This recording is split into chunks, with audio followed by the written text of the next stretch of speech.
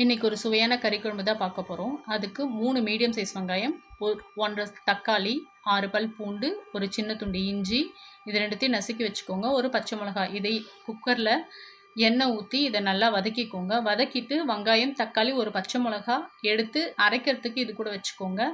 இதில் கறியை போட்டு நல்லா கொஞ்சம் பிரட்டிக்கோங்க. இதில் உப்பு, மஞ்சத்தூள், மிளகாத்தூள் போட்டு தண்ணி ஊற்றி ஒரு 8 விசில் வச்சுக்கோங்க. அரைக்கிறதுக்கு அந்த விழுதோட தேங்காய் சின்ன துண்டு, கொஞ்சமாக சோம்பு, பட்டை, கிராம்பு, ஒரு 6 முந்திரி, கொஞ்சோண்டு கொத்தமல்லி, கசகசா இருந்தால் கொஞ்சம் போட்டுக்கோங்க. இதை போட்டு நல்லா அரைச்சிக்கோங்க. இது கூட கொத்தமல்லி எடுத்து வச்சுக்கோங்க.